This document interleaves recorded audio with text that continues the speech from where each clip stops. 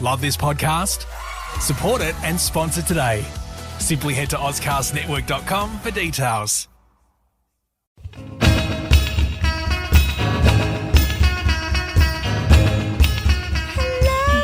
Hello. That's all right. We feel like we haven't done this for ages. No, we haven't. It has been a while. Actually, I feel like we should quickly acknowledge the reason we've had a bit of a hiatus. You've come back a married woman. I know. I'm a missus. I'm a missus. You're a missus. And I still need to hit up the Insta with a picture of my wedding cake. Of your wedding cake. I'm waiting it was amazing. I'm waiting for the professional photos to come back. Oh, it's going to be so good.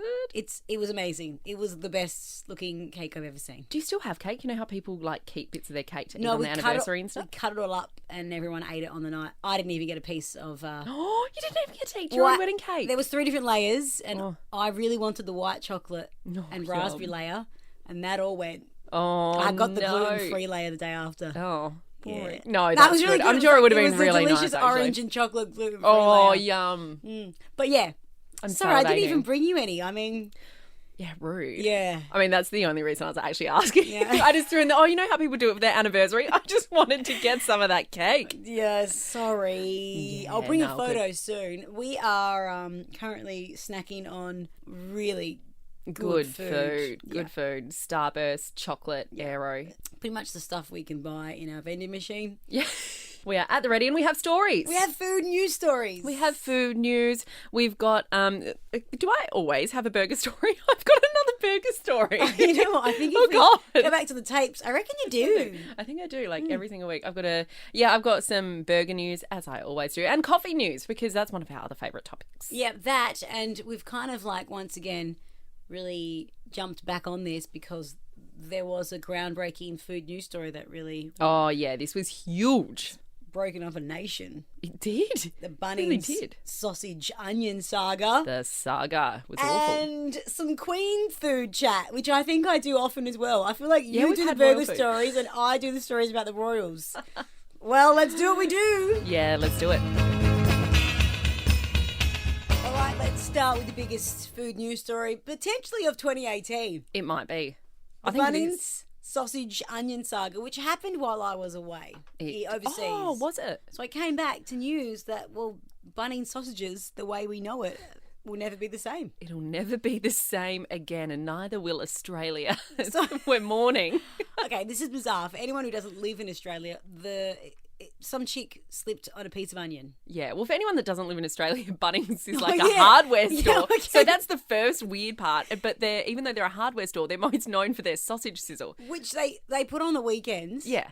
Only the weekends, right? Saturdays and Sundays? Yeah. And it's always associated to a charity or something sporting like club that. trying to raise money. And I reckon they sell out of spots. They would. I reckon they're booked out for 2019 already. I love it. And everyone loves it. That's why you go to Bunnings.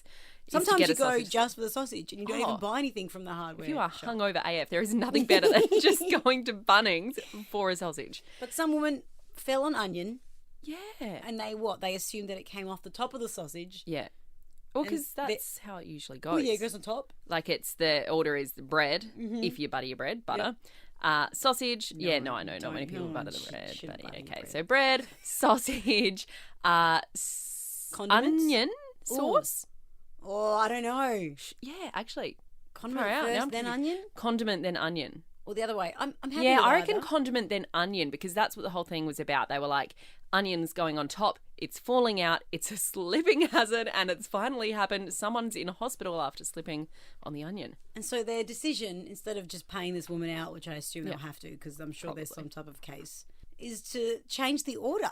To change the order with that sausage sizzle. And it's part of their health and safety rules now, isn't it? Put the onion at the bottom. At the bottom, which doesn't work. It just, and because someone pointed out that, you know how that, sauce you could argue would be the same, I guess, but onion has some oils and juices, particularly they're not, it's not a health conscious sausage sizzle. No, everything's they're using fried. all of the oils, everything, nothing's getting cleaned, I'm sure. The fanciest sausages you can possibly buy. So it's going to be oil all over it's always white bread, so all over the white bread, and it's probably going to make it a little bit soggy. It's kind of like putting tomato in a sandwich at the bottom. Yeah.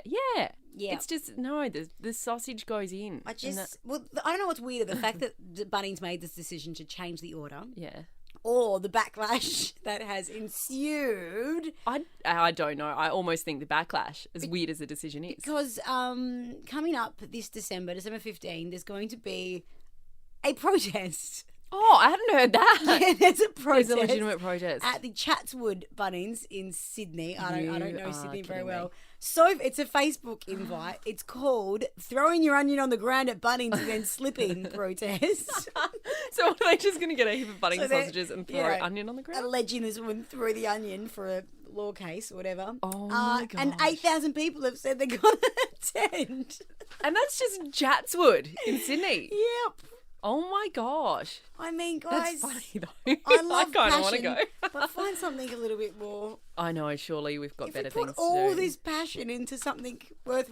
No, who am I I kidding? mean, food is something This to be is passionate worthwhile. about. You know what? So if you want to attend, just go find that event on Facebook. Once again, the title is Throwing Your Onion at the Ground at Bunnings and Then Slipping. If you want to join in. What's the date again for it? December 15. See, that's a while away. I reckon the hoo-ha of it is all going to die down before then. And I don't think they'll get 8,000.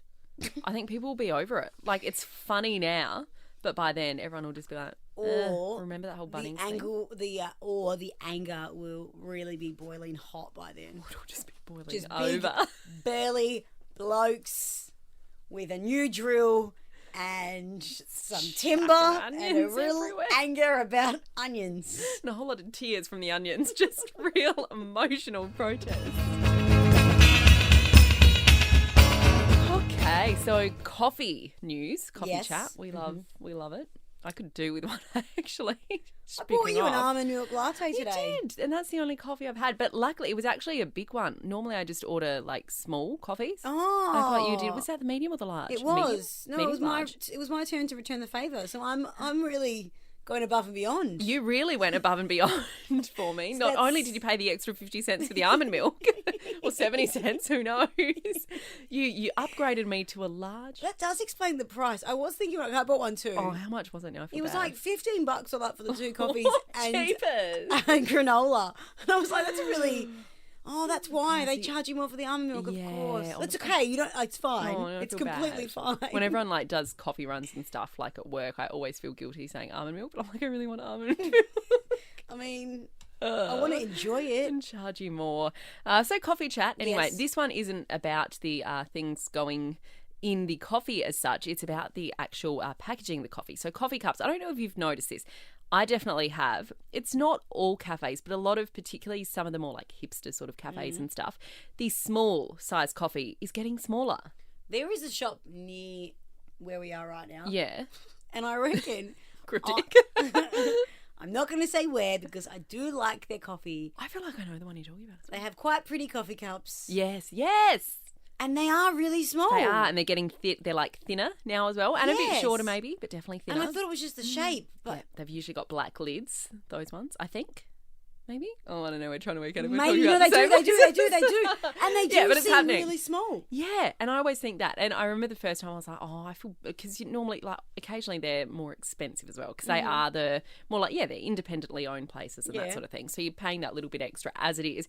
And now I'm like, gosh, am I just getting ripped off? Like this tiny coffee, and it's however much, $15 for two coffees. Yeah, it's Yeah, but apparently it's actually about the quality of the coffee. So the size of a small cup, as we're Yes. used to getting them at most coffee shops, isn't actually what you'd get in like a mug if you were served a small coffee, or in your latte glasses or anything like that if you went to a cafe. yeah. So they're like, people are just so used to getting their takeaway coffee now that they don't realise it's actually a totally different experience for your taste buds and your senses, including smell and stuff, they say as well, as to if you're like dining in somewhere. So by doing the smaller takeaway coffee cup, Yes. they're actually trying to make it more like the dine-in experience. Apparently that they're like, sounds like a whole lot of fancy chat for we're ripping you Oh, off. I know. Because See, we I only question that, just but- realised that we're giving you more in your Yeah. takeaway cup, and they're like, "Oh, let's make it we can even." cut it. Yeah. They're definitely cost cutting.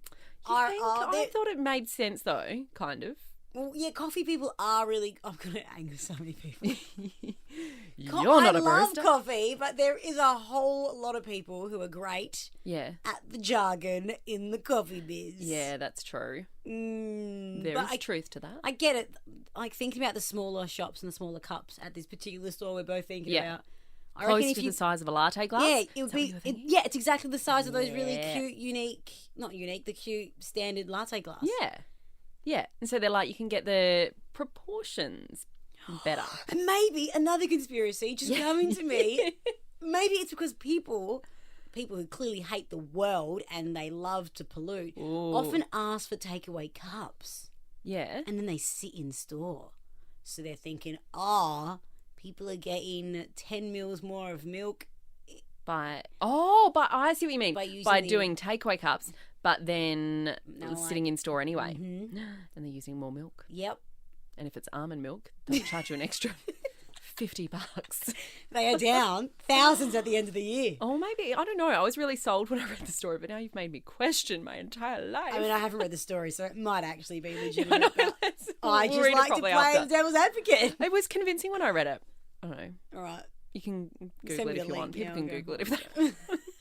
I'm not going to stop drinking coffee or buying a takeaway. So. Yeah, I know. And the smaller ones they're often like really pretty ones. Like we said, they've got art and they're very stuff. Pretty. We're easily swayed.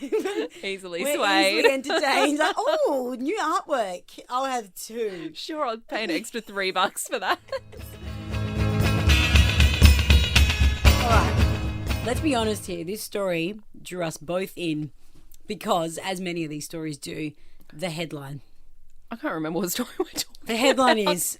yes, I can. Yep. The Queen once found a slug in her salad. The reaction was savage. That is the headline. Because don't you just get the impression as well that the Queen is savage? Like, I feel like lots of stories that come up, she doesn't look it. No, but like one of those cute Nana savages. Yeah. Like the kind of Nana who'd be like, you look a bit fat and blue compared to red. Yes. She would. Just little jabs. Jabs. Over time build up and break down your confidence. Yeah, that's exactly how I imagine her to be. That's the Queen. Who doesn't love a Nana? The best thing is this story came out because there is a book coming out. Like, how's this for, like, trying to find a connection? There's a new book from a guy called Charles Oliver, who's the son of a former royal servant, releasing the secrets of Buckingham Palace. Of course. This sounds like one of the Markle members. I know, Markle's sister. So, I'm the cousin of one of Markle's cousins. Anyway, I bet they're probably, like, conspiring together. So, in this book, there is one story about one dinner involving a slug on the Queen's salad. But the best thing is, apparently in this book, apparently reveals that every meal that Queen Elizabeth and Prince Philip have, they are given a notebook. Right, it's so in which, like, as if this happens, in which they are invited to share their feedback on the meal. It's like being on Masterchef or something. Like they hold up a little card rated out of 10. The pressure of we'll take away 1.5 points for the slug in my salad. Which is not to take away from the hilariousness of the notepad. Like, that in itself is gross. Do you really think, to find a slug in your salad, that's that part of it, like, apparently not there okay. It said here, one unique occasion, Elizabeth tore a page from the book and plopped the body of a dead slug atop it, and she wrote on the note, "I found this in the salad. Could you eat it?" Savage. Well, that is savage. I mean, is this story true? There's so much ridiculousness to it. And would she really be angry? Because Queen Elizabeth, from all my knowledge of her, she loves to garden. That's true. You always see her, well, do you? I don't know. I feel like I can picture her with a gardening hat on. Yeah. With a gun in her hand, did you say? No, with a gardening hat on. With a gun in her hand. With a gun in her hand. She loves hunting. With the slugs. She loves hunting and gardening. She's a cool Nana. No, she definitely, with the boots and the gloves. She's a green thumb. And a trowel. Yeah. Yeah, so if anyone's got is that what they call the little things you dig with? Yeah, I think so. Yeah, I'm not a gardener. No. But I do know from being the daughter of a bloke and woman who really love to garden their own vegetables. Oh, yeah. You get you get some caterpillars and slugs in your food sometimes. That it means stuff it's happens. organic. That's true. But I would still be surprised that managed to get onto the plate of a royal, because surely you would be so pedantic if you were serving up food to, like, the king and queen. You would think to miss a slug is a pretty massive thing. Like, if you just went to, imagine, like, if someone got that in their McDonald's, like, that would cop huge backlash. I don't know, I'd probably put it on the side of my plate and write a note and say, Eat this. eat this. I don't know, have I divulged that I still live with my parents on this podcast? I don't know. I still live with my parents anyway. So I try and cook as much as I can, but often Mum will still be the cook. I'm definitely going to get a notepad after every meal. Ask Just for start feedback? I'm going to give Mum feedback. I dare you to start trying that, and by the next podcast, I reckon you'll be on your own. I think I'll be kicked out by then. Yeah. Oh, that's disgusting. Good But how try, fun. Mum. Try harder next time. Something's not cooked quite right. Eat this. Oh, poor Mum. I love you. All right, so because I talk about burgers every single time we record any sort of podcast, Yes. I have another burger chat. related That's the feedback we're getting. Not enough burgers. All that feedback we're getting is always about the lack of burgers. So I've got another burger story for you. Loose details, didn't research this one very well, let's be honest. But basically, there is, I don't know where it's being made, but I know they have it here in South Australia. Yes. A drink that has been created, non-alcoholic, like a fizzy drink, a soft drink. And it's called Love Bite. That's the brand. It's just 3 flavours. Can't remember what the flavours are, but 3 flavours of this Love Bite drink. And it has basically been created to complement burgers. Because beer wasn't doing a good enough job. Well, that's because I feel like that was the ultimate combo. I know, but this is so they're saying apparently this is better than beer as far as to have with a burger, because they were like, and I mean, if you wanted alcohol, then you're probably better off with a beer. But they're like, if you don't want to drink, and if you want to, you know how like they'll pair certain wines with certain foods. And they'll be like, this will actually specifically bring out, these flavours and this spice and this and not that there's Cajun spices. all those spices in your McDonald's burger or, fancy burgers. And this drink has basically been created to bring out the flavours in a burger. any burger? I guess so. I didn't think about that because there's a lot of different burgers, isn't there? So we could put a call into them. Clever marketing to be there's like, got to we're be better than something to Coke. it. And we're better than... I want to know what's to it. Yeah, that makes it, like, why can they claim that, sort of? Well, but maybe they're not claiming it. Maybe they've literally just done all the testing and worked out, like, oh, well, it's this about... Like, I reckon because Coke goes so well with burgers and pizza. And there's something about... I don't know if it's just sweet. me. Well, that too, but no, do you find that, like, Coke specifically, because I'm not just saying soft drink, like Coke with a burger, it's more fizzy than other soft drinks. Yes. Yeah, and there's something about that, I think, that works. I really wish you brought some in. I know. Well, I don't even really know where to buy it. There's a place, a Glenelg burger bar called Hello Harry. I still actually haven't been there, but I've seen on their Instagram that they do have these drinks there with their burgers, which look amazing. Love Bites. Love Bite. So flavours? Yeah, flavours. So there is blood orange lime bitters. Right. Watermelon and mandarin, and lemon passion fruit mint. Lemon passion fruit mint. Yeah, that'd be nice. That just sounds good as a drink. That sounds good as a drink, but none of them, particularly watermelon mandarin, doesn't sound like it would go with a burger. Watermelon mandarin. Yeah, like I think that'd be nice. Yeah. I can't imagine that with a burger. They've got it next to like a chicken burger in this photo. That wouldn't be a coincidence. No. Yeah, I don't know. I'm intrigued. I'm intrigued, but I'm not sold. It's clever marketing. Yeah. Until proven otherwise. Yeah. So, if you want to send us some love bites. Yeah. Hi, Love Bites. Anyway, I think it's a really good idea though. Like and particularly if they're legit, like if they work, that's so cool. Well, I look forward to your next burger story. Thanks. I imagine there'll be one next week or next time we podcast, because that's all we got for now. Yeah. We're out. We're out, yeah. We've got a bag of Starburst to get. there's still some Starburst to get through, which we can eat now because Because it's been making us... I don't know if you've been out of here, but we've had, like, loud saliva. Oh, yeah, go back and this entire listen thing. for a second time. See if you can spot the moments where we stuck a starburst in our mouth. In our mouth. It's like, where's Whoppy? Okay, bye. Bye.